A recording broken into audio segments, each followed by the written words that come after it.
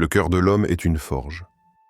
Chaque épreuve, chaque silence, chaque colère contenue y allume un feu invisible. Certains s'y consument, d'autres s'y purifient. L'âme ne devient forte qu'en traversant ce feu sans fuir, avec la foi comme marteau et le Coran comme enclume. La faiblesse commence quand tu cesses de lutter contre toi-même. Les anciens savaient, le plus grand champ de bataille n'est pas celui du monde, mais celui du cœur. Car c'est là que se livrent les guerres silencieuses dont personne ne parle, celles qui façonnent l'âme ou la brisent. Les batailles visibles laissent des cicatrices sur la peau. Celles du cœur, elles, laissent des marques qu'aucun œil ne peut discerner, mais que chaque prière révèle. Chaque homme porte en lui deux forces. L'une l'élève, l'autre l'entraîne. L'une murmure la patience, l'autre crie la colère. Et entre ces deux voix, ton destin se décide. Le prophète Muhammad a dit « Le fort n'est pas celui qui terrasse les gens, mais celui qui se maîtrise lorsqu'il est en colère. » Sahih Bukhari, Sahih Muslim. Les anciens savaient que cette parole n'était pas une simple exhortation morale. C'était une carte du combat intérieur, une science du cœur. La colère, la fierté, le désir de dominer, tous naissent du même feu. Le nafs, cet ego indompté qui veut être obéi plus qu'il ne veut obéir à Allah. Chaque fois que tu résistes à une colère injuste, tu frappes ton nafs comme on frappe le fer pour lui donner forme. Chaque fois que tu cèdes, tu le laisses s'enrouler autour de toi comme une chaîne. Et peu à peu, cette chaîne se resserre, jusqu'à étouffer ta lumière intérieure. Regarde autour de toi. Combien d'hommes ont tout perdu à cause d'un mot prononcé dans la colère? Combien de liens ont été brisés, de familles divisées, d'amitiés détruites, simplement parce qu'un cœur n'a pas su se contenir? Ibn Taymiyyah disait « Celui qui maîtrise sa colère possède son âme. Celui qui s'y soumet devient son esclave. Le vrai combat commence là, dans ce souffle que tu retiens, dans ce silence que tu imposes à ta langue alors que ton cœur brûle. Le silence du fort n'est pas une faiblesse, c'est un cri contenu, un feu dompté. Le prophète, quand il était offensé, ne répondait pas par la colère. Son visage changeait de couleur, mais ses mots restaient justes. Parce qu'il savait que la parole prononcée sous l'emprise du nafs est une flèche lancée sans visée, et chaque flèche finit par revenir vers celui qui l'a tirée. L'homme croit souvent qu'il se libère en explosant, en se défendant, en criant plus fort. Mais il se trompe. Chaque cri est une victoire du nafs. Chaque silence maîtrisé est une victoire de l'esprit. Car ce n'est pas en dominant les autres que tu prouves ta force, mais en dominant celui qui t'habite. Ibn Qayyim, dans ses méditations sur le cœur, disait « Le nafs est comme un enfant. Si tu ne le sèvres pas, il ne cessera jamais de réclamer. Et chaque passion qu'on lui cède devient une habitude. Chaque colère non contrôlée devient un chemin tracé vers l'orgueil. Celui qui veut la paix doit apprendre à s'arrêter au bord de son feu intérieur. À ce moment où la colère monte, où les mots veulent jaillir, l'âme est mise à l'épreuve. C'est là que se révèle la véritable foi. Non pas dans les discours, mais dans la maîtrise. Car Allah observe, non pas la forme de tes actes, mais la lutte invisible qui précède chaque acte. Les anciens disaient que le courage n'est pas dans l'épée, mais dans le cœur capable de se retenir. Que la vraie force ne se mesure pas à la puissance d'une main, mais à la profondeur d'un souffle. Les compagnons du prophète le savaient. Celui qui dompte sa colère dompte son destin. Tu peux conquérir des villes, mais si ton ego règne sur toi, tu demeures captif. Tu peux posséder le monde, mais si ton cœur n'a pas trouvé la paix, tu restes pauvre. Le nafs est ton plus grand ennemi, et pourtant il porte en lui ton salut, si tu le soumets à Allah. Chaque colère maîtrisée devient une prière silencieuse. Chaque lutte intérieure, un pas vers la liberté. Celui qui ne dompte pas son nafs sera dompté par lui. Et celui qui se maîtrise pour Allah, Allah l'élèvera au-dessus de lui-même. Zou. En vérité, c'est dans le rappel d'Allah que les cœurs trouvent la quiétude. Sourate Ar-Ra'd 28. Quiconque place sa confiance en Allah, il lui suffira. Sourate At-Talaq 3. Ces paroles descendent comme une pluie sur les âmes assoiffées. Elles ne viennent pas orner la langue de celui qui les répète. Elles viennent labourer sa poitrine, y semer la lumière du tawakkul, cette confiance absolue qui dissout l'inquiétude. Elles ne sont pas des sons, elles sont des remèdes. Le cœur humain sans le rappel d'Allah devient un désert.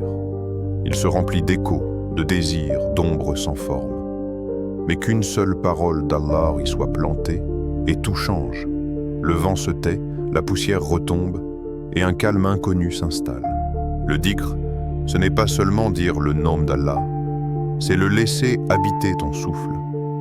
C'est marcher dans un monde bruyant en portant le silence de sa présence. Chaque fois que tu dis « Subhanallah », le monde perd un peu de son poids. Chaque « Alhamdulillah » allège ta poitrine. Chaque « Allahu Akbar » brise une peur.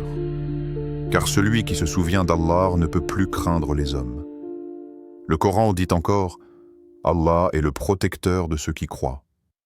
Il les fait sortir des ténèbres vers la lumière. » Sourate Al-Baqarah 257.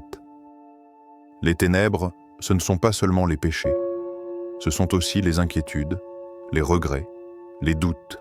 Chaque fois que tu doutes, c'est ton cœur qui cherche la lumière. Chaque fois que tu te rappelles d'Allah, c'est cette lumière qui répond. Mais combien de langues prononcent le nom d'Allah sans que le cœur ne tremble? Combien récitent sans écouter? Ibn Qayyim disait « Le dhikr est au cœur ce que l'eau est au poisson. Que devient le poisson sans ce Dieu ?» Le croyant sans dhikr meurt lentement, étouffé par la poussière du monde. Le rappel d'Allah n'est pas un refuge pour les faibles, c'est une armure pour les lucides. Ceux qui ont compris que la vie n'est qu'un souffle confié. Ceux qui savent que tout ce qu'ils perdent revient à Allah, et que tout ce qu'ils obtiennent n'était jamais à eux. Quand tu t'en remets à lui, tu n'as plus besoin de comprendre. Tu avances dans l'obscurité avec la certitude qu'il voit ce que toi tu ignores. Tu marches sur des chemins de doute, mais ton cœur connaît déjà la destination.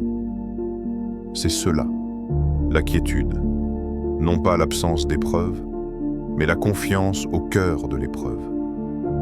Al-Ghazali disait « Le cœur qui connaît Allah ne s'effondre pas sous le poids du destin, car il voit dans chaque décret la main du bien-aimé. » Ainsi, la douleur devient enseignement, la perte devient purification, et la patience devient élévation.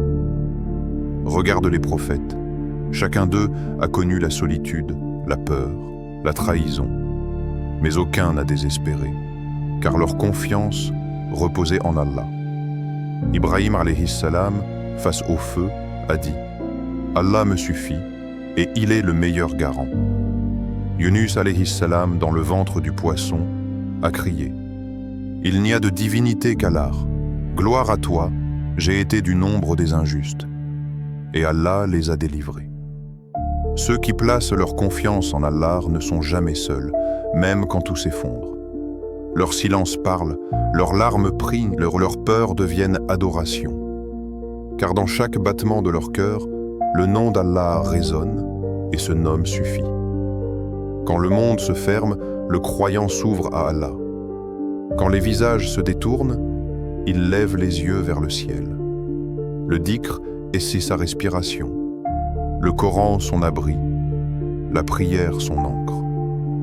Et dans la nuit, quand tout dort, son âme veille. Car il a compris que tout ce qu'il cherche est déjà là, dans le rappel d'Allah. Le repos qu'il désire n'est pas dans ce monde. Il est dans la présence d'un cœur apaisé par la foi. As-tu dompté ton ego, ou est-ce celui qui te domine? Tes prières sont-elles des ailes? Ou de simples gestes sans envol? Que restera-t-il de tes paroles au jour du jugement? Le silence pèse, mais il révèle. Quand tu es seul, sans regard pour t'observer, sans masque pour te cacher, qui es-tu réellement? Le monde te nomme par ce qu'il voit. Allah te connaît par ce que tu caches. Ton visage peut briller sous la lumière, mais ton cœur est-il purifié dans l'ombre? Ibn Qayyim disait « Le cœur ne goûte à la douceur de la foi qu'après avoir brisé les chaînes du désir. » Chaque passion non maîtrisée est un maillon de fer attaché à ton âme. Et chaque désir auquel tu obéis sans discernement te lie un peu plus au sol.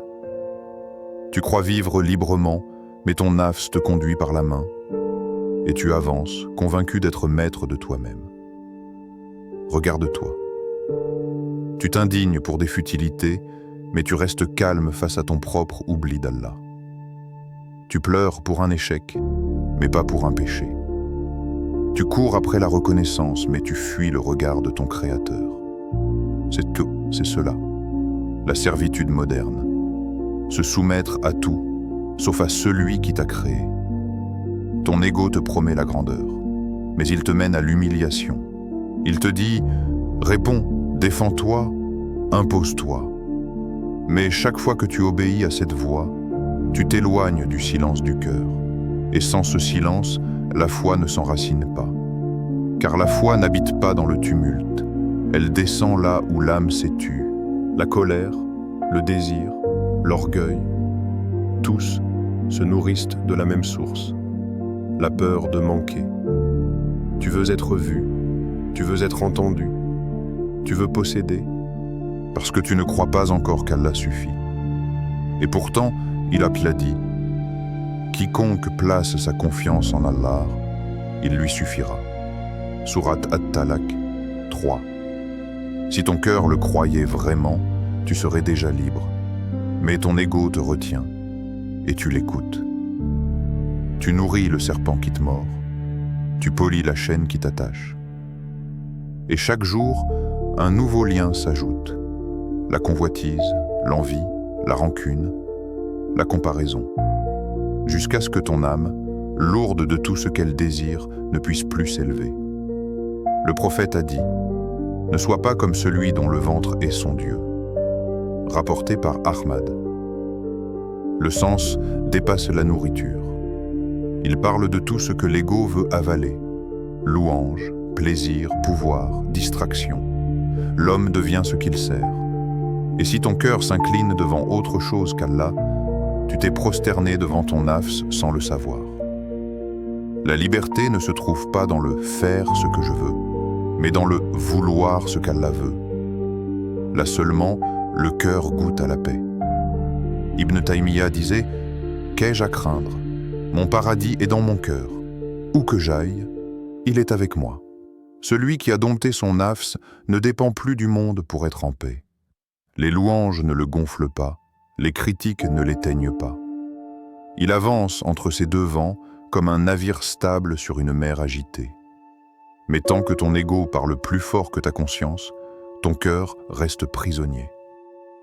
Et chaque passion que tu justifies te dérobe un peu plus la clarté intérieure. C'est un lent glissement, presque imperceptible.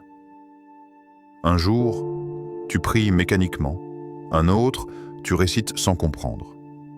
Puis, sans t'en rendre compte, la flamme s'éteint, et tu continues dans l'obscurité en pensant encore être guidé.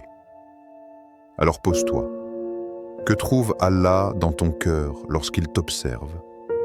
Y trouve-t-il la sincérité ou l'orgueil masqué par des prières? Y trouve-t-il l'humilité d'un serviteur ou la suffisance d'un adorateur de lui-même? Chaque passion que tu vains te rapproche d'Allah. Chaque désir que tu maîtrises ouvre une porte dans ton cœur. Et derrière chaque porte se cache une lumière que seul le rappel fait briller. Brise les chaînes une à une avant que le temps ne te brise. Car celui qui dompte son ego dompte le monde. Et celui qui le laisse régner devient son prisonnier le plus docile.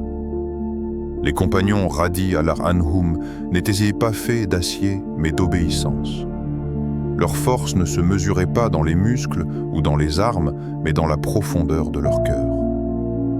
Omar ibn al-Khattab tremblait à l'idée d'être injuste. Son courage n'était pas une bravoure superficielle. Il était une tempête guidée par la justice et la conscience de Dieu. Ali radiyallahu anhu pleurait la nuit jusqu'à tremper sa barbe, et pourtant, ils étaient les plus forts. Ils étaient des arbres enracinés dans le sol de la foi, résistants au vent du monde, mais doux sous le feu des épreuves. Chaque pas qu'ils faisaient dans ce monde portait le poids de l'au-delà. Chaque décision, chaque regard, chaque silence avait été pesé dans la balance d'Allah avant qu'ils ne l'accomplissent. Ils étaient des miroirs pour leurs âmes et pour celles des générations à venir. Des reflets de la lumière du prophète qui brûlait en eux, éclairant le chemin dans l'obscurité de l'ignorance. Al-Ghazali disait : « Le monde est une ombre, cours après lui, il te fuit. Fuis-le, il te suit. Le monde se détache de toi si tu l'embrasses avec avidité. Il te poursuit si tu t'en détournes avec détachement. » C'est une leçon simple et pourtant difficile. Tout ce que tu poursuis dans la hâte te glisse entre les doigts. Et tout ce que tu laisses à Allah devient une forteresse autour de ton cœur. Cherche Allah et tout viendra à sa place. Cherche le monde et tu perdras ton âme. Les pierres du désert n'ont pas de trésor, et pourtant elles tiennent le ciel. Elles ne demandent rien, mais elles portent tout. Ainsi étaient les compagnons, silencieux dans l'apparence et vastes dans la réalité. Ils n'étaient pas exempts de peur ni de faiblesse. Ils sentaient le froid de l'angoisse et le feu de l'erreur. Mais leur cœur n'était pas divisé. Chaque battement appartenait à Allah. Chaque respiration lui rendait hommage. Lorsque la colère montait, Omar la refoulait pour ne pas trahir sa responsabilité. Lorsque la solitude pesait, Ali la remplissait de dhikr jusqu'à ce que le ciel descende sur sa nuit. Et dans cette discipline silencieuse, ils sont devenus des géants. Ibn Taymiyyah disait : « La grandeur d'un homme n'est pas dans ce qu'il possède, mais dans ce qu'il laisse derrière lui dans le cœur des autres et dans la proximité qu'il atteint avec Allah. » Chaque compagnon était un écho de cette vérité. Chaque action, chaque parole, chaque larme, chaque sourire portait l'intensité de leur dévotion. Ils ne cherchaient pas la gloire du monde. Ils cherchaient la clarté du cœur, la pureté de l'intention, la lumière du Seigneur. Regarde les paysages qu'ils ont traversés, le désert brûlant, la nuit glaciale, le silence des campagnes, le tumulte des batailles. Chaque épreuve était une leçon, chaque difficulté était un maître, et chaque sourire après la fatigue portait la musique du contentement. Un cœur qui s'est ancré en Allah ne tremble plus pour rien d'autre. Le monde, avec ses chants et ses promesses, est une mer agitée. Mais les compagnons ont appris à nager dans cette mer avec des mains ouvertes, sans attachement, laissant l'onde les traverser sans chavirer. Ils ont compris que tout ce qui brille est temporaire, et que la seule lumière durable est celle qui éclaire le cœur. Ainsi, leçons de pierre et de feu, de larmes et de courage, de dhikr et de silence. Les compagnons nous enseignent la force tranquille, celle qui ne se voit pas dans la posture mais dans l'âme, celle qui forge un être capable de tenir debout même lorsque le vent du monde souffle pour l'abattre. Cherche Allah et tout viendra à sa place. Cherche le monde et tu perdras ton âme. C'est là, dans ce choix quotidien, que se construit la grandeur véritable. Les compagnons n'étaient pas faits d'acier, mais de fidélité. Et dans cette fidélité, ils portaient le ciel.